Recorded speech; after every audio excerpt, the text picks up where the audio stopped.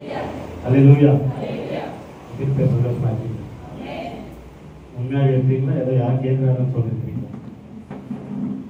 Hallelujah. ಮುಳುಗುಳತೋಡು ಕರ್ತರೆ ಒಪ್ಪುಕೊಡುತ್ತಾ ಕರ್ತ ಸಮೀಪ. Amen. ಯೇಸು ಸ್ವಾಮಿ ಶಿಲುಬೆಯಲ್ಲಿ ಹಾಕಲ್ಪಟ್ಟಾಗ ಅವರು ಎರಡನೇ ಮಾತನ್ನು ಹೇಳಿದರು.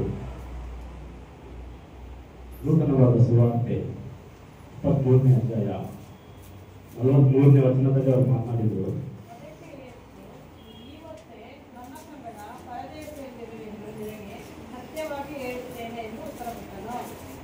ಅದಕ್ಕಿಂತ ಮುಂಚೆ 39ನೇ ವಚನದಿಂದ ಅವರು ನೋಡಬಹುದು.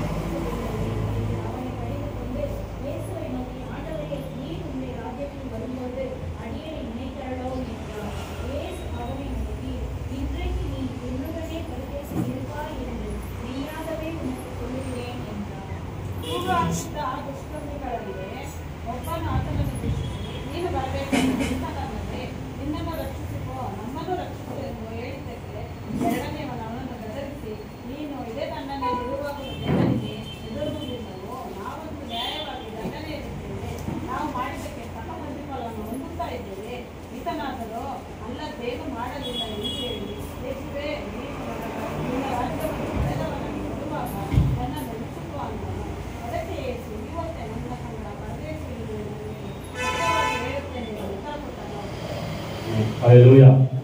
Hallelujah. ಇಲ್ಲಿ ಆ ದುಷ್ಕರ್ಮಿ ಹೇಳ್ತಾ ಇದ್ದಾನೆ, ನೀನು ಬರಬೇಕಾದ ಕ್ರಿಸ್ತನಲ್ಲವೇ, ನಿನ್ನನ್ನು ರಕ್ಷಿಸಿಕೋ, ನಮ್ಮನ್ನು ರಕ್ಷಿಸು ಎಂದು. ಯೇಸು ಸ್ವಾಮಿ ಈ ಲೋಕಕ್ಕೆ ಬಂದಿರೋದು ನಮ್ಮನ್ನು ರಕ್ಷಿಸೋದಕ್ಕೆ ಹೊರತು ತನ್ನನ್ನು ತಾನು ರಕ್ಷಿಸಿಕೊಳ್ಳೋದಕ್ಕಲ್ಲ. ಆಮೆನ್. ಹಲ್ಲೆಲೂಯಾ. ಯಾಕಂದ್ರೆ ಯೇಸು ಸ್ವಾಮಿ ಬಂದಿರೋದು ನಮ್ಮನ್ನ ರಕ್ಷಣೆ ಮಾಡೋದಕ್ಕೆ, ತನ್ನನ್ನು ತಾನು ರಕ್ಷಣೆ ಮಾಡ್ಕೊಳ್ಳೋದಕ್ಕೆ, ತನ್ನನ್ನು ತಾನು ಹೆಸರು ಮಾಡ್ಕೊಳ್ಳೋದಕ್ಕೆ ಈ ಲೋಕಕ್ಕೆ ಬಂದಿಲ್ಲ. ಈ ಲೋಕಕ್ಕೆ ಬಂದಿರೋದು ಕೆಟ್ಟು ಹೋಗಿರುವ ಮನುಷ್ಯನನ್ನ ಹುಡುಕಿ ರಕ್ಷಿಸುವುದಕ್ಕಾಗಿ ಈ ಲೋಕಕ್ಕೆ ಬಂದದ್ದು. ಹಲ್ಲೆಲೂಯಾ. ಹಲ್ಲೆಲೂಯಾ. ಅವನು ಕೇಳ್ತಾ ಇದ್ದಾನೆ, ನಿನ್ನನ್ನು ರಕ್ಷಿಸ್ಕೋ, ನಮ್ಮನ್ನು ರಕ್ಷಿಸು ಅಂತ. ಅದು ಎಷ್ಟೊತ್ತು ಬೇಕು ಅವ್ರಿಗೆ ರಕ್ಷಣೆ ಮಾಡೋದಕ್ಕೆ? ಒಂದು ಕ್ಷಣ ಸಾಕು. ಬಟ್ ಆ ಥರ ಮಾಡಿದ್ರೆ ಇವತ್ತು ನಮ್ಗೆ ಯಾರು ರಕ್ಷಣೆ ಸಿಗ್ತಾ ಇರ್ಬೇಕು. ಆಮೆನ್. ಹಲ್ಲೆಲೂಯಾ. ಹಲ್ಲೆಲೂಯಾ. ಇವತ್ತು ನಮ್ಗೆ ರಕ್ಷಣೆ ಸಿಕ್ಕಿದೆ ಅಂದ್ರೆ ಆವತ್ತು ನಾನು ನನ್ನ ಶಿಲುವೆಯಲ್ಲಿ ತಗ್ಗಿಸಿ ಗೊತ್ತಲ್ಪಟ್ಟದಕ್ಕಾಗಿ ಇವತ್ತು ನಮಗೆ ಇವತ್ತು ರಕ್ಷಣೆ ಸಿಕ್ಕಿ ಇವತ್ತು ನಾವೆಲ್ಲ ಸಂತೋಷವಾಗಿ ಜೀವನ ಮಾಡ್ತಾ ಇದ್ದೇವೆ. ಹಲ್ಲೆಲೂಯಾ. ಹಲ್ಲೆಲೂಯಾ. ಯಾಕಂದ್ರೆ ಅವಕಾಶ ಎಲ್ರಿಗೂ ಸಿಗಲ್ಲ, ಪದೇ ಪದೇ ಎಲ್ರಿಗೂ ಸಿಗಲ್ಲ. ನೀನ್ ಮಾಡು ಒಂದೇ ಸಲ ಸಿಗೋದು. ಅವಕಾಶ ಒಂದು ಸಲ ಸಿಗದಾಗ ಮಾತ್ರನೇ ಅದು ನಾವು ಕರೆಕ್ಟ್ ಸಮಯದಲ್ಲಿ ನಾವು ಉಪಯೋಗಿಸ್ಕೊಂಡಾಗ ಮಾತ್ರ ನಮ್ಗೆ ಅದು ಉಪಯೋಗಕ್ಕೆ ಬರುತ್ತೆ. ಹಲ್ಲೆಲೂಯಾ. ಹಲ್ಲೆಲೂಯಾ. ಯೇಸು ಸ್ವಾಮಿ ಶಿಲುಬೆಯಲ್ಲಿ ಹಾಕಲ್ಪಟ್ಟಾಗ ಅವ್ರ ಜೊತೆಗೆ ಇಬ್ಬರನ್ನ ಹಾಕಿದ್ರು. ಯಾಕೆ ಇಬ್ಬರನ್ನ ಹಾಕಿದ್ರು? 3 ಜನ ಹಾಕ್ಬೋದಾಗಿತ್ತಲ್ವಾ? ಇಲ್ಲ ಒಬ್ಬರನ್ನೇ ಹಾಕ್ಬೋದಾಗಿತ್ತಲ್ವಾ? ಇಲ್ಲ ಯೇಸು ಸ್ವಾಮಿ ಒಬ್ಬರನ್ನೇ ಹಾಕ್ಬೋದಾಗಿತ್ತಲ್ವಾ? ಅವತ್ತಿದ್ದ ಟಾರ್ಗೆಟ್ ಯೇಸು ಸ್ವಾಮಿ ಮಾತ್ರನೇ, ಅವ್ರ ಜೊತೆ ಇದ್ದಂತ ಇಬ್ಬರು ಅಲ್ಲ. ಸೊ ವಾಕ್ಯ ಹೇಗಿರ್ತದೆ? ಯೆಶಾಯನ ಗ್ರಂಥ 53ನೇ ಅಧ್ಯಾಯ 12ನೇ ವಚನ ಹೇಳ್ತದೆ,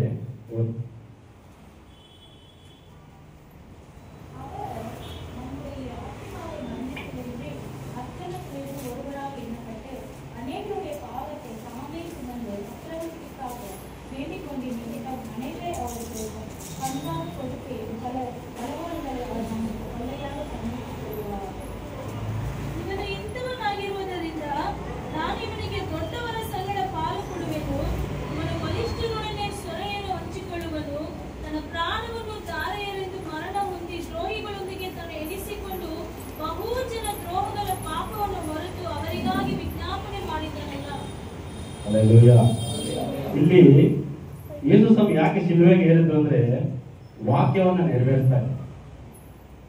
ಆ ಗ್ರಂಥದಲ್ಲಿ ಬರೆದಿರೋ ತನ್ನ ಪ್ರಾಣವನ್ನು ಧಾರೆ ಎರೆದು ಮರಣ ಹೊಂದಿ, ಯಾರೊಂದಿಗೆ? ದ್ರೋಹಿಗಳೊಂದಿಗೆ ತನ್ನನ್ನು ಎಣಿಸಿಕೊಟ್ಟು. ದ್ರೋಹಿಗಳೊಂದಿಗೆ ಅವ್ರು ಎಣಿಸ್ಕೊಂಡ್ರು. ಅವ್ರ ದ್ರೋಹಿನ? ಅವ್ರ ದ್ರೋಹಿ ಅಲ್ಲ. ಅವ್ರು ಯಾಕೆ ದ್ರೋಹಿ ಆದ್ರು? ನಮ್ಮ ಪಾಪಗಳಿಂದ ಆತನ ದ್ರೋಹಿಯ. Hallelujah, hallelujah. ಆ ವಾಕ್ಯನ ನೆರವೇರಿಸುವುದಕ್ಕೋಸ್ಕರ ದ್ರೋಹಿಗಳೊಂದಿಗೆ ಅನ್ನುವಂಥ ಮಾತಿಗಾಗಿ ಆ ಇಬ್ಬರ ದುಷ್ಕೃತ್ಯಗಳ ಒಡನೆ ಇವರನ್ನು ಕೂಡ ಶಿಲುಬೆಗೆ ಹಾಕಲ್ಪಟ್ಟಿತ್ತು. Hallelujah, hallelujah. ಯಾಕೆ ಆ ಇಬ್ಬರನ್ನ ಹಾಕಿದ್ರು? ಆ ಇಬ್ರು ಅಂದ್ರೆ ಏನು? ಆ ಇಬ್ರು ಅಂದ್ರೆ ನಾವು. ಆ ಎರಡು ಅನ್ನೋದು ನಮ್ಮ ಕ್ಯಾರೆಕ್ಟರ್, ನಮ್ಮಲ್ಲಿರುವಂತ ಒಂದು ಕ್ಯಾರೆಕ್ಟರ್, ಒಂದು ಒಳ್ಳೆಯ ಗುಣ, ಒಂದು ಕೆಟ್ಟ ಗುಣ. ಮೊದಲನೇ ಹೇಳ್ತಾನೆ, ನೀನು ರಕ್ಷಿಸ್ಕೊ, ನಮ್ಮನ್ನು ರಕ್ಷಿಸ್ತು ಅಂತ. ಆದ್ರೆ ಈ ಕಡೆ ಇರೋನು ಹೇಳ್ತಾನೆ, ನಾವು ತಪ್ಪು ಮಾಡಿರೋದಕ್ಕೆ ನಾವು ಶಿಕ್ಷೆ ಅನುಭವಿಸ್ತಾ ಇದ್ದೀವಿ. ಆತನು ಏನೂ ತಪ್ಪು ಮಾಡಿಲ್ಲ, ಆತನ ಶಿಕ್ಷೆ ಅನುಭವಿಸ್ತಾ ಇದ್ದಾನೆ. ನಮಗೆ ನ್ಯಾಯವಾಗಿದೆ, ಆತನಿಗೆ ಇದು ನ್ಯಾಯ ಅಲ್ಲ. ಇವನು ಆ ಸಮಯದಲ್ಲಿ ಮನ ತಿರುಗ್ತಾನೆ. ಇದು ಎರಡನೇ ಕ್ಯಾರೆಕ್ಟರ್. ನಾವು ಯಾವಾಗ ನಮ್ಮ ತಪ್ಪನ್ನ ನಾವು ಒಪ್ಕೊಳ್ಳೋದು, ಅದು ಮೊದಲನೇ ಕ್ಯಾರೆಕ್ಟರ್ ಆಗಿರುತ್ತೆ. ನಾವು ಯಾವಾಗ ತಮ್ಮನ್ನ ನಾವು ತಗ್ಗಿಸಿ ನಮ್ಮ ಪಾಪನ ಒಪ್ಪಿಸಿ ನಾವು ಮುಂದೆ ಹೆಜ್ಜೆ ಇಕ್ತೀವೋ, ಅದು ಎರಡನೇ ಕ್ಯಾರೆಕ್ಟರ್ ಆಗಿರುತ್ತೆ. ಅದಕ್ಕಾಗಿ ಯೇಸು ಸ್ವಾಮಿ ಜೊತೆ ಇಬ್ಬರನ್ನ ಹಾಕಲ್ಪಟ್ಟರು. ಅದು ಗಮನವಾಗಿ ನಾವು ನೋಡುವಾಗ ಇದು ಈ ರೀತಿಯಾಗಿ ಪ್ರಕಟ ಬರ್ತದೆ. ಯೇಸು ಸ್ವಾಮಿ ದೇವರೇ, ಅವ್ರ ಜೊತೆಲಿದ್ದವರು ಕಳ್ರೆ. ಆದ್ರೆ ಅಲ್ಲಿ ಅವ್ರ ಜೊತೆಗಿದ್ದಾಗ ಅವ್ರನ್ನು ಕಳ್ರು ಅಂತಂದ್ರು. ಆದ್ರೆ ಅವ್ರು ಕಳ್ರಲ್ಲ. ಅಲ್ಲಿರುವಂತ ಇಬ್ಬರು ನಾವು, ಅದು ನಮ್ಮ ಕ್ಯಾರೆಕ್ಟರ್. ನಮ್ಮ ಮಧ್ಯದಲ್ಲಿ ಆತನು ನಮ್ಮ ಪಾಪಗಳನ್ನೆಲ್ಲ ಹೊತ್ತು ಆತನ ಮರಣವನ್ನು ಒಪ್ಪಿಸಿಕೊಡ್ತಾನೆ. Hallelujah, hallelujah. ಅದಕ್ಕಾಗಿ ದೇವರು ಹೇಳ್ತಾ ಇದ್ದಾರೆ ಅವನಿಗೆ, ನೀನು ರಾಜ್ಯವನ್ನು ಪಡೆದವನಾಗಿ ಬರುವಾಗ ನನ್ನನ್ನು ನೆನೆಸ್ಕೋ. ಅವ್ರು ಹೇಳ್ಬೋದಾಗಿತ್ತು, ನೀನು ಪರ್ಲಕ್ಕೆ ಹೋಗ್ತೀಯ, ನಾನು ಬರ್ತೀನಿ, ನಾನು ಕರ್ಕೊಂಡೋಗು, ನೀನು ಹೋಗ್ತೇನೆ, ನಾನು ಬರ್ತೀನಿ. ಆದ್ರೆ ಅವರು ಹಾಗೆ ಹೇಳಿಲ್ಲ, ನನ್ನನ್ನು ನೆನೆಸಿಕೋ. ನೆನೆಸಿಕೋ ಅಂದ್ರೆ ಅವ್ರು ಎಷ್ಟು ವಿಧೇಯರಾಗಿ, ಎಷ್ಟು ನಂಬಿಕೆಯಿಂದ ಆ ಸಮಯದಲ್ಲಿ ತನ್ನ ಪಾಪವನ್ನೆಲ್ಲ ಒಪ್ಪಿಸಿಕೊಟ್ಟು ಮನ ತಿರುಗಿ ದೇವರ ಕೈಗೆ ಒಪ್ಪಿಸಿಕೊಟ್ಟಾಗ ಆತನಿಗೆ ಒಂದು ಪರಿಶುದ್ಧವಾದ ಸ್ಥಳ ಆತನಿಗೆ ದೊರೆಯಿತು. ಶಬ್ದವಾಗಿ ಕರಗದ ತಟ್ಟೆ ಯೇಸು ಸ್ವಾಮಿ ಶಿಲುಬೆಯಲ್ಲಿ ಮರಣ ಹೊಂದಿ ಹೋಗುವಾಗ ತಾನು ಒಬ್ಬರೇ ಹೋಗಿಲ್ಲ. ಆವಾಗಿಂದನೇ ಶುರುವಾಯಿತು ಪ್ರತಿಯೊಂದು ಆತ್ಮವನ್ನ ಪರಲೋಕ ರಾಜ್ಯವನ್ನು ಸೇರಿಸಬೇಕು ಎಂಬುದಾಗಿ. ಹಲ್ಲೆಲೂಯಾ. ಆತನು ಬಂದಂತ ಕಾರ್ಯ ಅಲ್ಲಿಂದ ಶುರುವಾಯಿತು. ನಾವೆಲ್ಲ ನೆನೆಸ್ಕೊಳ್ತೀವಿ, ಯೇಸು ಸ್ವಾಮಿ ಸತ್ತದ್ರು, ಇಲ್ಲಿಗೆ ಮುಗೀತು, ಇಲ್ಲಿಗೆ ಬೇರೆ ಅಂತ. ಪ್ರಾರಂಭ ಆಗಿದ್ದೆ ಆವಾಗಿಂದ. ಆಮೇಲೆ ಹಲ್ಲೆಲೂಯಾ, ಹಲ್ಲೆಲೂಯಾ. ಅದಕ್ಕೆ ಯೇಸು ಅವಾಗ ಹೇಳ್ತಾ ಇದ್ರೆ, ಈ ಹೊತ್ತೇ ನನ್ನ ಸಂಗಡ ಪರದೇಶಿಯಲ್ಲಿರುವಿ. ಪರದೇಶಿ ಅಂದ್ರೆ ಏನು? ಪರಲೋಕ ಅಲ್ಲ. ಪರದೇಶಿ ಅಂದ್ರೆ ಪರಲೋಕಕ್ಕೆ ಯಾರಿಗೂ ಅನುಮತಿ ಇಲ್ಲ. ಅಲ್ಲಿ ದೇವರು ಮಾತ್ರನೇ ಪರಲೋಕದಲ್ಲಿರೋದು. ಪರಲೋಕಕ್ಕೆ ಹೋಗ್ಬೇಕು ಅಂದ್ರೆ ಪ್ರತಿಯೊಬ್ಬರಿಗೆ ನ್ಯಾಯ ತೀರ್ಪಾಕು. ಆ ನ್ಯಾಯ ತೀರ್ಪು ಯಾವಾಗಂದ್ರೆ ಎರಡನೇ ಸಲ ಯೇಸು ಸ್ವಾಮಿ ಬರ್ತಾರಲ್ಲ, ಆವಾಗ ನ್ಯಾಯ ತೀರ್ಪಾಕು. ಅಲ್ಲಿವರೆಗೂ ನಾವು ಟಿಕೆಟ್ ಬುಕ್ ಮಾಡಿದಾಗ ನಮಗೆ ವೇಟಿಂಗ್ ಲಿಸ್ಟ್ ಅಲ್ಲಿ ಇರುತ್ತೆ. ಕನ್ಫರ್ಮ್ ಸೀಟ್ ಇನ್ನೂ ಸಿಕ್ಕಿರಲ್ಲ. ಚಾರ್ಟ್ ಪ್ರಿಪೇರ್ ಆದಮೇಲೆ ನಮಗೆ ಕನ್ಫರ್ಮ್ ಸೀಟ್ ಸಿಗೋದು. ಆ ಚಾರ್ಟ್ ಪ್ರಿಪೇರ್ ಯಾವಾಗ ಆಗುತ್ತೆ? ಇನ್ನೇನು ಹೊರಡಬೇಕನ್ನೋ ಟೈಮಲ್ಲಿ ಚಾರ್ಟ್ ಪ್ರಿಪೇರ್ ಆಗುತ್ತೆ. ಆಗ ಆ ಕನ್ಫರ್ಮ್ ಅಂತ ಅಂದಾಗ ಅದು ಒಂದು ಸ್ಥಳ. ಆ ಒಂದು ಸ್ಥಳದಲ್ಲಿ ಅದನ್ನ ಪರದೇಶಿ ಅಂತಾರೆ. ಯೇಸು ಸ್ವಾಮಿ ನಮ್ಮನ್ನು ಕರ್ಕೊಂಡಾಗಿ ಅಲ್ಲಿ ಇರ್ತಾರೆ. ಅವ್ರು ಮತ್ತೆ ಬಂದು ಯಾವಾಗ ನಮ್ಮನ್ನ ಎಲ್ಲ ನ್ಯಾಯ ತೀರ್ಪಾಗಿ ನ್ಯಾಯ ವಿಚಾರಣೆ ಮಾಡಿ ಯಾರು ಪರಿಶುದ್ಧರೆಂದು ಎಣಿಸಲ್ಪಡ್ತಾರೋ ಅವರು ಪರಲೋಕ ರಾಜ್ಯವನ್ನು ಸೇರ್ತಾರೆ. ಆಮೇಲೆ ಹಲ್ಲೆಲೂಯಾ. ಈ ಸಮಯದಲ್ಲಿ ನಾವು ಕೂಡ ಒಪ್ಪಿಸಿಕೊಡೋಣ. ಆ ಪರದೇಶಿ ಅನ್ನೋ ಸ್ಥಳ ನಮಗೂ ಸಿಗ್ಬೇಕು. ಅಲ್ಲಿಂದ ನಾವು ಪರಲೋಕಕ್ಕೆ ಹೋಗಬೇಕು. ಇಲ್ಲಾಂದ್ರೆ ನಮ್ಗೆ ಈ ಲೋಕದಲ್ಲಿ ಎಷ್ಟೋ ಕಾರ್ಯಗಳಿದಾವೆ, ಎಷ್ಟೋ ಇದಾವೆ. ಅದರಿಂದ ಓಡ್ತಾ ಇದ್ರೆ ನಮ್ಗೆ ಏನು ಸಿಗಲ್ಲ. ನಾವು ಯಾವಾಗ ದೇವರ ಹಿಂದೆ ಹೊಡ್ತೀವೋ ಈ ಲೋಕದ ಕಾರ್ಯಗಳು ತನ್ನಷ್ಟೇ ತಾನೇ ಬರ್ತಾ ಇರ್ತದೆ. ಆಮೇಲೆ ಹಲ್ಲೆಲೂಯಾ. ನಾವು ಎಷ್ಟೊಂದ್ಸಲಿ ಸಮಸ್ಯೆ ಬಂತು ಅಂತ ಓಡಾಡ್ತಾ ಇರ್ತೀವಿ. ಆದ್ರೆ ಸಮಸ್ಯೆಯನ್ನು ತೀರಿಸುವವನು ಯೇಸು ಸ್ವಾಮಿ ಅಂತ ಯಾರು ನೋಡೋದೇ.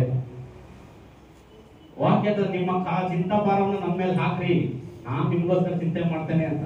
ಹೌದು ಅಂತೇಳಿ ಇಲ್ಲಿ ಎಲ್ಲ ಜೋರ ಚಪ್ಪಳೆ ಹೊಡೆದು ಪ್ರಾರ್ಥನೆ ಮಾಡಿ ಆಚೆ ಹೋದ್ಮೇಲೆ ಅಯ್ಯೋ ನನ್ನ ಸಮಸ್ಯೆನೇ ನನ್ನ ದೊಡ್ಡದಾಗಿದೆ ಅಂತ ಹೇಳಿ ಓಡಾಡ್ತಾ ಇರ್ತೀವಿ. ನಾವು ಇಲ್ಲಿ ಏನು ಒಪ್ಪಿಸ್ಕೊಡ್ತೀವೋ ಹೊರಗಡೆನೂ ಅದೇ ರೀತಿ ಇದ್ರೆ ಎಲ್ಲವೂ ಪರಿಪೂರ್ಣತೆಯಿಂದ ನಾವು ಕಾಣಲ್ಪಡ್ತೇವೆ. ಆಮೇಲೆ ಹಲ್ಲೆಲೂಯಾ, ಹಲ್ಲೆಲೂಯಾ. ಎಲ್ಲರೂ ಒಪ್ಪಿಸಿಕೊಳ್ಳೋಣ. ಈ ಸಮಯದಲ್ಲಿ ನಮ್ಮ ಪಾಪಗಳಿದ್ರು ಕೂಡ ನೀವು ಕ್ಷಮಿಸಿ ನಮಗೂ ಕೂಡ ಒಂದು ಪರದೇಶಿಯನ್ನ ನಮಗೆ ಒಪ್ಪಿಸಿಕೊಡುವಂತೆ ಅಪ್ಪ. ಆ ಪರದೇಶಿನಿ ನಮ್ಮನ್ನು ಕೂಡ ಸೇರಿಸಿ ಇವತ್ತು ಕಣ್ಗಳು ಮುಚ್ಚಿ ಪ್ರಾರ್ಥನೆ ಮಾಡೋಣ. Hallelujah, hallelujah, hallelujah. ಪಾದನಿಗೆ ಸ್ತೋತ್ರ ಮಾತಾಡಿದೆ ಸ್ವಾಮಿ. ಪಾದನಿಗೆ ಸ್ತೋತ್ರ ರಾಜ. ಬಂದಿರುವಂತ ಎಲ್ಲರನ್ನೂ ಕೂಡ ಕರ್ತನೆ ನೀನು ಆಶೀರ್ವದಿಸಿ ಬಲಪಡಿಸಿದಕ್ಕಾಗಿ ನಿಮಗೆ ಸ್ತೋತ್ರ ಮಾಡ್ತಾ ಇದ್ದೇನೆ ಸ್ವಾಮಿ. ಈ ಸಮಯದಲ್ಲಿ ಅಪ್ಪ ಸಭೆಯಾಗಿ ನಿನ್ನ ಕರೆದು ಅರ್ಪಿಸಿಕೊಳ್ತಾ ಇದ್ದೇವೆ ಸ್ವಾಮಿ. ನೀವು ನಡೆಸಬೇಕೆಂಬುದಾಗಿ ಸ್ತೋತ್ರ ರಾಜ. ನಿಮಗೆ ಸ್ತೋತ್ರ ರಾಜ, ನಿಮಗೆ ಸ್ತೋತ್ರ ಸ್ವಾಮಿ. ಪಾಪಗಳನ್ನ ಕ್ಷಮಿಸಿ ಅಪ್ಪ. ನಿಮಗೆ ಸ್ತೋತ್ರ ಸ್ವಾಮಿ. ಕಲ್ವಾರಿ ಶಿಲುಬೆಯಲ್ಲಿ ಕರ್ತನೆ ನಿನ್ನ ರಕ್ತವನ್ನು ಸುರಿಸಿ ನಿನ್ನ ಪ್ರಾಣವನ್ನು ತ್ಯಾಗ ಮಾಡಿದಕ್ಕಾಗಿ ನಿಮಗೆ ಸ್ತೋತ್ರ ಮಾಡ್ತಾ ಇದ್ದೇನೆ ಸ್ವಾಮಿ. ನಮ್ಮ ಪಾಪಗಳ ನಿಮಿತ್ತ ಅಪ್ಪ ನೀವು ರಕ್ತವನ್ನು ಸುರಿಸಿದಕ್ಕಾಗಿ ನಿಮಗೆ ಸ್ತೋತ್ರ ಮಾಡ್ತಾ ಇದ್ದೇನೆ ಸ್ವಾಮಿ. ನಿಮಗೆ ಸ್ತೋತ್ರ ರಾಜ. ನಮ್ಮ ಪಾಪಗಳನ್ನು ಕ್ಷಮಿಸಿ ಕರ್ತನೆ ನಮ್ಮನ್ನು ಮತ್ತೆ ಆ ಪರದೇಶಿ ಎನ್ನುವ ಸ್ಥಳದಲ್ಲಿ ನಮಗೊಂದು ಅವಕಾಶವನ್ನು ಮಾಡಿಕೊಟ್ಟದಕ್ಕಾಗಿ ನಿಮಗೆ ಸ್ತೋತ್ರ ಮಾಡ್ತಾ ಇದ್ದೇನೆ ಸ್ವಾಮಿ. ನಿಮಗೆ ಸ್ತೋತ್ರ ರಾಜ. ಇನ್ನವರೆಗೂ ನಡೆಸಿದಾತನೇ ನಿನಗೆ ಸ್ತೋತ್ರ. ಇನ್ನು ಮುಂದೆಯೂ ನಮ್ಮನ್ನು ನಡೆಸುವನೇ ನಿನಗೆ ಸ್ತೋತ್ರ ಸ್ವಾಮಿ.